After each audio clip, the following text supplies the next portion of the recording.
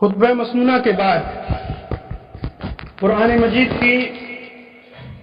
ایک مختصر سی مگر جامع سورت پڑھی گئی جو سورۃ الاخلاص کے نام سے جانی جاتی ہے، اور ہم میں سے تقریباً بلکہ 100% تمام مسلمانوں کو وہ سورہ یاد ہوگی جسے ہم سورۃ الاخلاص کہتے ہیں، اور حدیث کے اندر اس سورہ کے بارے میں آیا ہے کہ یہ سورت قرآن مجید کی 1/3 حصے کے برابر ہے، یعنی ثلث قرآن کہا گیا ہے اس سورہ کے بارے میں۔ اس سورت کے اندر اللہ رب العالمین نے توحید کا پیغام دیا ہے۔ اللہ رب العالمین نے ایمان اور عقیدے کی بات کہی ہے، چنانچہ اللہ رب العالمین نے فرمایا قل هو اللہ احد اللہ الصمد لم یلد ولم یولد ولم یکن له کفوا احد۔ اے نبی پاک صلی اللہ تعالی علیہ وسلم، آپ کہہ دیں هو اللہ احد، اللہ ایک ہی ہے، لم یلد ولم یولد، اللہ رب العالمین نے نہ تو کسی کو جنا ہے، ولم یولد، اور نہ وہ خود جنا گیا ہے۔ قل هو اللہ احد اللہ الصمد، اللہ بے نیاز ہے، لم یلد ولم یولد ولم یکن له کفوا احد، اور اس کا کوئی برابر اور کوئی ہمسر نہیں ہے۔ اللہ رب العالمین نے اس سورت کے اندر سب سے پہلے اپنے بارے میں بتایا کہ اللہ ایک ہے، یعنی عبادت کے باب میں، عبادت کے سلسلے میں صرف اور صرف اللہ تبارک و تعالی ہی ہے، اس کے علاوہ کوئی دوسرا معبود ہرگز نہیں ہے۔ اسی لیے جب ہم کلمہ شہادتین کا اقرار کرتے ہیں تو ہم اس بات کی شہادت اور گواہی دیتے ہیں کہ کوئی معبود نہیں ہے سوائے اللہ کے، اشہد اللہ الہ الا اللہ، اشہد اللہ الہ الا اللہ۔ ہم صرف یہ نہیں کہتے کہ اللہ ایک ہے، اللہ ہی عبادت کے لائق ہے، بلکہ ہم پہلے انکار کرتے ہیں کہ لا الہ، کوئی معبود نہیں ہے، کوئی عبادت، کوئی پرستش کے لائق نہیں ہے، کوئی پوجا کے لائق نہیں ہے، کوئی ایسی ہستی نہیں جس کے سامنے سجدہ کیا جائے، جس کی جہباسائی کی جائے، جس کے در پر آیا جائے، اور اگر کوئی ایسی ہستی ہے جس کے لیے سجدہ کیا جائے، پیشانی اور ماتھے کو زمین سے ٹکایا جائے، تو وہ ذات اور وہ ہستی صرف اور صرف اللہ تبارک و تعالیٰ کی ہے، الا اللہ واشہد ان محمدا عبدہ ورسولہ۔ اور کلمہ شہادتین کا جو دوسرا حصہ ہے اس کے اندر ہم اس بات کی گواہی دیتے ہیں کہ محمد عربی صلی اللہ تعالی علیہ وسلم اللہ کے بندے اور اس کے رسول ہیں، اللہ کے بندے ہیں اور اس کے رسول ہیں، یعنی ہم محمد عربی صلی اللہ تعالی علیہ وسلم کے بارے میں اس بات کی گواہی دیتے ہیں کہ محمد عربی صلی اللہ تعالی علیہ وسلم جیسے ہم اللہ کے بندے ہیں اسی طریقے سے وہ بھی اللہ کے بندے ہیں اور ہم ہی انسانوں میں سے ہیں،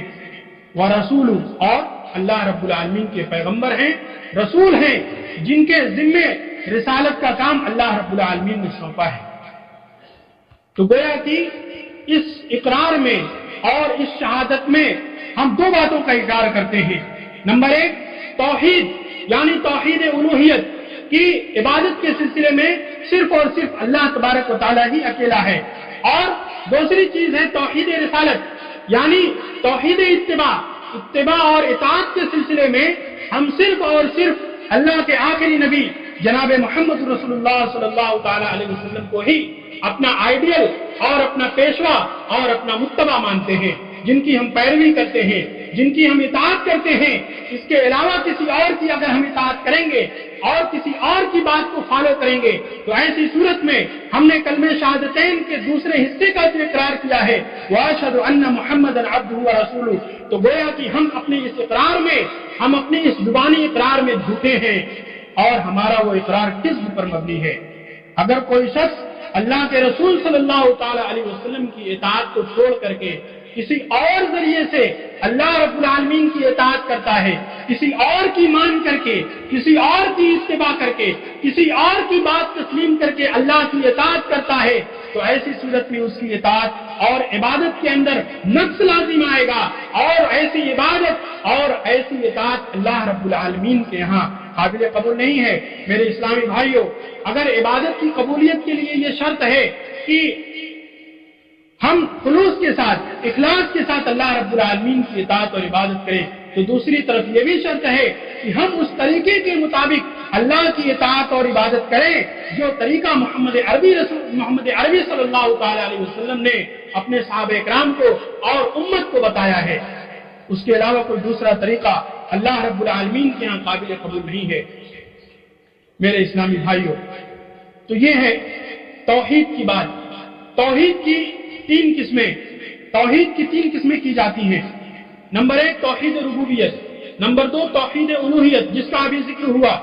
نمبر 3 توحید اسماء و صفات۔ توحید ربوبیت یعنی اللہ رب العالمین کو رب ماننے کے سلسلے میں اکیلا ماننا، اللہ رب العالمین کو اکیلا رب جاننا اور ماننا۔ رب کا مطلب ہوتا ہے جو کسی کی پرورش کرے، کسی کی پرداخت کرے، کسی کی نشو و نما کرے۔ اسی لیے رب کا معنی آتا ہے تبلیغ الشیء الی کمالہ، کسی چیز کو اس کے کمال تک یعنی اس کے مکمل ہو جانے تک دھیرے دھیرے پہنچانا۔ اللہ رب العالمین ہمارا رب ہے اور وہ ہم انسانوں کو بلکہ کائنات کی ہر چیز کو دھیرے دھیرے کمال تک پہنچاتا ہے۔ مثال کے طور پر انسان کی مثال، انسان کو دیکھیے، انسان ایک حقیر پانی سے، ایک نطفے سے پیدا کیا گیا ہے، لیکن اللہ رب العالمین دھیرے دھیرے اس کو کمال تک پہنچاتا ہے، اور پھر وہ نطفے سے حلقہ بنتا ہے یعنی گوشت کا لوتھڑا جو رحم مادر میں یعنی بچہ دانی سے اس طریقے سے لٹکا ہوا ہوتا ہے، پھر دھیرے دھیرے وہ مضغہ بنتا ہے اور بڑا ہوتا ہے، پھر اس کے بعد پورا ایک بچہ اللہ رب العالمین کے حکم سے ماں کے پیٹ میں پرورش پانے لگتا ہے، اور پھر 8 مہینے 9 مہینے کے بعد یا کم از کم 6 مہینے کے بعد وہ بچہ اس دنیا کے اندر اللہ رب العالمین کے حکم سے آتا ہے، بالکل ناتواں اور کمزور ہوتا ہے، لیکن پھر اللہ رب العالمین اس کو دھیرے دھیرے توانا کرتا ہے، مضبوط کرتا ہے، اس کو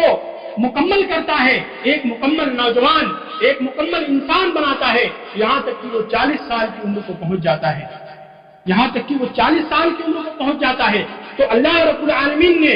ایک حقیر پانی کو پہلے بچے کی شکل دی، اور پھر ایک کمزور اور ناتواں بچی کو ایک مضبوط اور وجہ انسان کی شکل دی۔ یہ اللہ رب العالمین رب ہے، اسی لیے تو اس نے ایسا کیا، یعنی اللہ رب العالمین نے ایک چیز کو دھیرے دھیرے مکمل کر دیا، اس کے کمال تک پہنچا دیا۔ یہ ہے رب کا مطلب۔ اسی طریقے سے ہم درختوں کی مثال لے لیں یا پیڑ پودوں کی مثال لے لیں۔ ایک بیج، ایک تخم ہم زمین کے اندر مٹی میں ڈالتے ہیں، اور پھر وہ تخم اور وہ بیج اللہ رب العالمین کے حکم سے پھٹتا ہے، پھوٹتا ہے، اور پھر کوپلیں نکلتی ہیں، اور پھر دھیرے دھیرے وہ بڑا ہوتا ہے، بالکل ناتواں سا اور کمزور سا۔ آہستہ آہستہ اللہ رب العالمین کے حکم سے وہ دھیرے دھیرے پودے کی شکل اختیار کرتا ہے، پودے سے کچھ بڑا ہوتا ہے، پھر درخت بن جاتا ہے جو اپنے مضبوط تنوں پر قائم ہوتا ہے، اور اس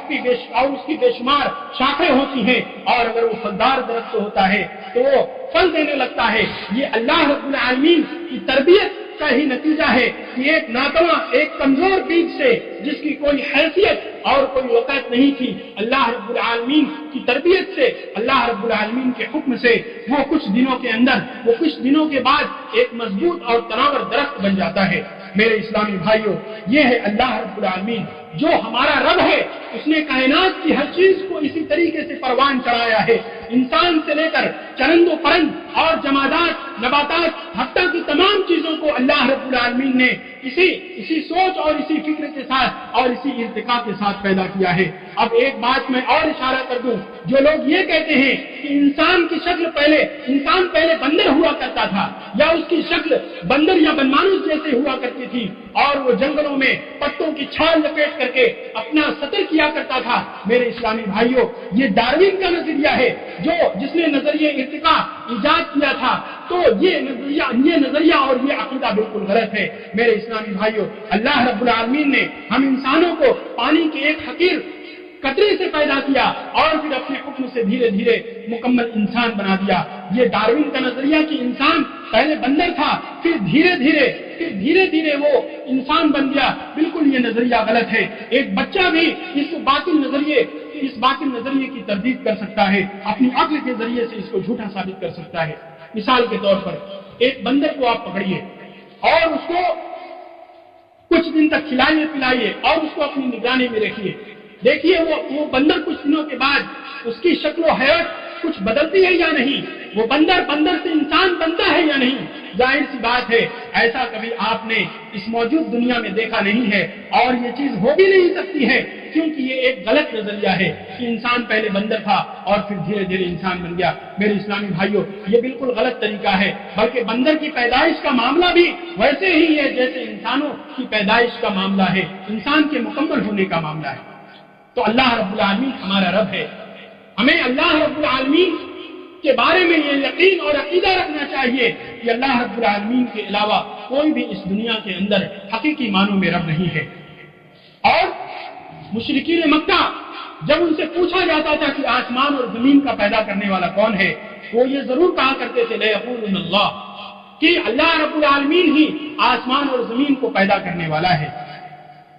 وہ توحید ربوبیت کے قائل تھے، لیکن توحید الوہیت یعنی اللہ رب العالمین کو معبود ماننا، وہ اس کے منکر تھے، اس کے قائل نہیں تھے۔ اسی وجہ سے وہ مشرک قرار پائے اور کافر قرار پائے۔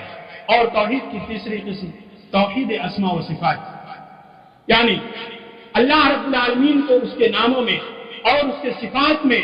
ایک ماننا اور اکیلا ماننا۔ اللہ رب العالمین نے اپنے جو نام بتائے ہیں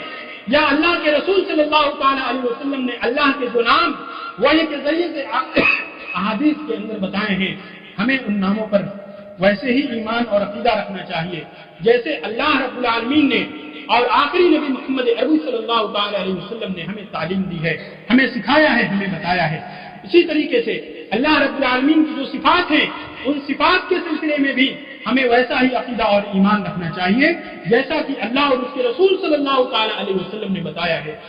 اللہ رب العالمین اللہ ہے، یہ اللہ رب العالمین کا نام ہے، اور اسی طریقے سے اللہ رب العالمین کے بہت سے نام ہیں۔ ہم کہتے ہیں کہ اللہ خدا ہے، خدا یہ اللہ رب العالمین کا بتایا ہوا نام نہیں ہے، فارسی زبان میں یا ایرانیوں نے اس لفظ کو استعمال کر لیا اور اللہ رب العالمین کے لیے یہ لفظ بولا جانے لگا کہ اللہ خدا کو کہتے ہیں۔ میرے اسلامی بھائیوں، خدا کا لفظ اللہ کے لیے استعمال کرنا بالکل غلط ہے، کتاب و سنت کے اندر اس کا کوئی ذکر نہیں آیا ہے۔ ہم اللہ کو اللہ کہیں گے، اللہ کو اللہ کہیں گے، اور اللہ رب العالمین کے جو صفاتی نام قرآن مجید کے اندر اور احادیث نبویہ صلی اللہ تعالی علیہ وسلم کے اندر مذکور ہوئے ہیں، ان تمام صفتی ناموں کو ہم ویسے ہی لیں گے یا ویسے ہی ان کا ذکر کریں گے جیسے اللہ اور اس کے رسول صلی اللہ تعالی علیہ وسلم نے بتایا ہے۔ چنانچہ ہم صفات کی طرف آتے ہیں۔ اللہ رب العالمین سورہ فاتحہ پڑھیے، قرآن مجید کی پہلی سورۃ الفاتحہ، اللہ رب العالمین کی کئی صفات کا ذکر ملے گا۔ رب العالمین، الحمدللہ رب العالمین، رب العالمین پہلی صفت، اللہ رب العالمین رب ہے۔ الرحمن الرحیم، رحمان الرحیم، یہ بھی اللہ رب العالمین کی صفت ہے۔ اسی طریقے سے آگے آئیے، مالک یوم الدین، مالک یوم الدین، یہ بھی اللہ رب العالمین کا صفتی نام ہے۔ تو اسی طریقے سے قرآن مجید کے اندر اللہ رب العالمین کے بہت سارے صفتی نام مذکور ہیں، جیسے الغفار، الغفور، العزیز، الجبار، الحکیم، الرؤوف، یا اسی طریقے سے سورۃ الحشر کی آخری آیات کے اندر اللہ رب العالمین کے کئی صفاتی ناموں کا ذکر ہے، چنانچہ الباری، الخالق، المصور، یا اسی طریقے سے المہیمن، المتکبر، یہ تمام کے تمام اللہ رب العالمین کے صفتی نام ہیں۔ ان صفاتی ناموں کے تعلق سے ہمیں ویسا ہی عقیدہ اور ایمان رکھنا چاہیے جو اللہ رب العالمین نے اور محمد عربی صلی اللہ تعالی علیہ وسلم نے ہمیں بتایا ہے۔ بہت سارے لوگ اللہ رب العالمین کے نام کے سلسلے میں، اللہ رب العالمین کی صفات کے سلسلے میں غلط عقیدے کے شکار ہو جاتے ہیں، اور ان کا ایمان، ان کا عقیدہ فساد کی طرف چلا جاتا ہے، بلکہ متزلزل ہو جاتا ہے۔ مثال کے طور پر اللہ رب العالمین کے صفتی ناموں میں سے ہے السمیع البصیر۔ اللہ رب العالمین نے قرآن مجید کے اندر فرمایا لیس کمثلہ شیء، وَهُوَ السَّمِيعُ الْبَصِيرُ کہ اس کے مثل کوئی چیز نہیں ہے، یعنی اللہ رب العالمین کی جیسی کوئی چیز نہیں ہے، وَهُوَ السَّمِيعُ الْبَصِيرُ اور وہ سننے والا اور دیکھنے والا ہے۔ اللہ رب العالمین نے پہلے تو نفی کر دی کہ اللہ کے مثل، اللہ کے جیسی کوئی چیز نہیں ہے، لیکن اللہ رب العالمین سننے والا اور دیکھنے والا ہے۔ اللہ نے جو نفی کی وہ کس لیے کی اور کس اعتبار سے کی، یہ سوال پیدا ہوتا ہے۔ تو اللہ رب العالمین نے جو نفی کی ہے اور مثلیت کی جو تردید کی ہے وہ اس اعتبار سے کی ہے کہ اللہ رب العالمین کے جیسا کوئی نہیں، اللہ رب العالمین کے جیسی طاقت کسی کے پاس نہیں، اللہ رب العالمین جیسی شہنشاہیت کسی کے پاس نہیں، اللہ رب العالمین کی جیسی تربیت کسی کے پاس نہیں۔ وَهُوَ السَّمِيعُ الْعَلِيمُ اور اللہ رب العالمین دیکھنے والا سننے والا ہے۔ اللہ کے جیسا کسی کے پاس علم نہیں، اللہ کے جیسی کسی کے پاس قدرت نہیں۔ تمام چیزوں میں مثلیت کی نفی کر دی جائے گی۔ اگر ہم یہ کہیں کہ اللہ رب العالمین اتنا جانتا ہے جتنا کہ خدا جانتا ہے، تو ایسی صورت میں ہم نے اللہ رب العالمین کے نام کے ساتھ، صفتی نام کے ساتھ شرک کیا ہے، یعنی دوسرے کو شریک کر دیا۔ اگر ہم یہ کہتے ہیں کہ اللہ رب العالمین کی جیسی طاقت فلاں شخص کو بھی ہے، تو ایسی صورت میں ہم نے اللہ رب العالمین کے صفتی نام کے ساتھ شرک کیا ہے، اور ایسی صورت میں ہم دار ایمان سے خارج ہو جائیں گے۔ میرے اسلامی بھائی اس نقطے کو سمجھیے اور غور سے سنیے۔ اگر ہم مثلیت کہتے ہیں کہ فلاں شخص کی طاقت اللہ کے جیسی ہے، فلاں شخص کے پاس اتنی دولت ہے کہ اللہ کے پاس اتنی دولت نہ ہو، یا اس طرح کی باتیں کہنا، یہ انسان کو، ایک مسلمان کو شرک کے دروازے کی طرف لے جانے والی ہے۔ لیکن میرے اسلامی بھائیوں، اللہ رب العالمین کے سلسلے میں ہمیں ایسا عقیدہ رکھنا چاہیے کہ اللہ رب العالمین کے جیسا کوئی نہیں۔ وَهُوَ السَّمِيعُ الْبَصِيرُ وہ سننے والا اور دیکھنے والا ہے۔ یعنی اللہ رب العالمین کی صفت میں سے کیا ہے کہ اللہ تبارک و تعالیٰ سنتا بھی ہے اور اللہ تبارک و تعالیٰ دیکھتا بھی ہے۔ اگر کوئی یہ کہے کہ اللہ رب العالمین سنتا نہیں ہے، اللہ رب العالمین دیکھتا نہیں ہے، تو ایسی صورت میں اس نے ایک سرے سے اللہ رب العالمین کے صفتی ناموں کا انکار کر دیا ہے۔ میرے اسلامی بھائیوں، ایسی صورت میں بھی ویسا انسان جو اس کا مرتکب ہوتا ہے وہ بھی شرک کے دروازے کی طرف جانے والا ہے، یا وہ منکر اور کافر کے زمرے میں شمار کیا جائے گا۔ اب سوال یہ پیدا ہوتا ہے کہ اللہ رب العالمین کا سننا کیسا ہے، اللہ رب العالمین کا دیکھنا کیسا ہے؟ کیا ہم انسانوں کے جیسا اللہ رب العالمین کا سننا ہے؟ کیا ہم انسانوں کے جیسا اللہ رب العالمین کا دیکھنا ہے؟ نہیں میرے اسلامی بھائیوں، اللہ رب العالمین نے اس کا جواب اس آیت کریمہ کے پہلے حصے میں دے دیا ہے، لیس کمثلہ شیء اس کے جیسی کوئی چیز نہیں۔ یعنی اللہ رب العالمین کی طرف کوئی سنے یہ بھی ممکن نہیں، اللہ رب العالمین کی طرف کوئی دیکھے یہ بھی ممکن نہیں، یا کسی کی طرح اللہ تعالیٰ سنے یہ ممکن نہیں، یا کسی کی طرح اللہ تعالیٰ دیکھے یہ بھی ممکن نہیں۔ اللہ کا سننا اللہ کے شایان شان ہے، اللہ کا دیکھنا اللہ کے شایان شان ہے، اور بندوں کا دیکھنا، انسانوں کا دیکھنا، مخلوقات کا دیکھنا اور سننا، یہ انسانوں اور بندوں اور مخلوقات کے سننے اور دیکھنے جیسا ہے۔ اللہ رب العالمین تو کالی رات میں کالے پہاڑ پر کالی چیونٹی کو بھی دیکھ سکتا ہے۔ کیا ہم انسان دیکھ سکتے ہیں؟ ہرگز نہیں دیکھ سکتے۔ اللہ رب العالمین چیونٹی کے چلنے کی آواز سن سکتا ہے، لیکن کیا ہم سن سکتے ہیں؟ ہرگز نہیں سن سکتے۔ اسی لیے اللہ نے فرمایا لیس کمثلہ شیء وَهُوَ السَّمِيعُ الْبَصِيرُ کہ اللہ رب العالمین کے جیسا کوئی نہیں ہے، لیکن وہ سننے والا اور دیکھنے والا ہے۔ آج دنیا اس قدر ترقی کر چکی ہے کہ باریک سے باریک چیزیں بھی دیکھنے کی مشینیں ایجاد کرنے گئی، باریک سے باریک اور مدھم سے مدھم آواز بھی سننے کی مشینیں ایجاد کرنے گئی، لیکن وہ مشینیں بھی اللہ رب العالمین کی قوت سماعت اور اللہ رب العالمین کی قوت بصارت کے سامنے کوئی حیثیت اور کوئی وقت نہیں رکھتی ہے۔ میرے اسلامی بھائیوں، اگر ہم یہ کہیں کہ وہ مشینیں دیکھ سکتی ہیں اور یہ گمان کریں کہ کیا اللہ کا دیکھنا ایسا ہے، تو ایسی صورت میں تب بھی ہم شرک کے دروازے کی طرف جا رہے ہیں۔ میرے اسلامی بھائیوں، اس سلسلے میں بس یہی عقیدہ رکھنا ہے کہ اللہ کا دیکھنا اللہ کے شایان شان، اللہ کا سننا اللہ کے شایان شان، اللہ کی قدرت اللہ کے شایان شان، اللہ کا علم اللہ رب العالمین کے شایان شان ہے۔ ہم مخلوقات سے، انسانوں سے اس کی تشبیہ اور اس کی مثال ہرگز نہیں دے سکتے۔ جو بھی اس دروازے کی طرف جائے گا وہ اپنے ایمان کی خطرناکی کی طرف جائے گا۔ اور اسی لیے سورہ اخلاص کے اندر جو پڑھا گیا وَلَمْ يَكُنْ لَهُ كُفُوًا أَحَدٌ وَلَمْ يَكُنْ لَهُ كُفُوًا أَحَدٌ اور اس کا کوئی برابر اور اس کے کوئی ہمسر نہیں ہے۔ اللہ رب العالمین کا کوئی برابر نہیں ہے کسی بھی معاملے میں۔ کسی بھی معاملے میں کوئی برابر اور کوئی ہمسر نہیں ہے۔ یہ اللہ رب العالمین پر ایمان، اس کی توحید اور عقیدے کی بات کا ذکر ہوا، اور اسی کے ساتھ ساتھ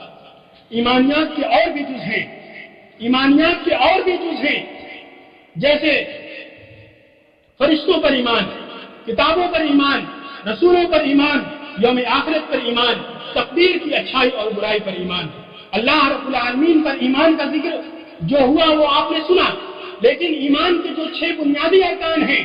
ایمان کے 6 بنیادی ارکان یاد رکھنے کی چیزیں ہیں۔ کتنے مسلمانوں کو، کتنے نوجوانوں کو افسوس کی بات ہے معلوم ہی نہیں کہ ایمان کس چیز کا نام ہے، یا ایمان کے کتنے ارکان ہیں، فرشتے کیا ہیں، کیسے ہیں، کتابیں آسمانی کیسی ہیں، کیا ہیں، انبیاء اور رسول کا پیغام کیا ہے، وہ کیسے تھے، کچھ معلوم نہیں ہوتا ہے۔ صرف اور صرف دنیا داری، صرف اور صرف موبائل اور انٹرنیٹ کے پیچھے آج کا نوجوان مبتلا نظر آ رہا ہے۔ میرے اسلامی بھائیوں،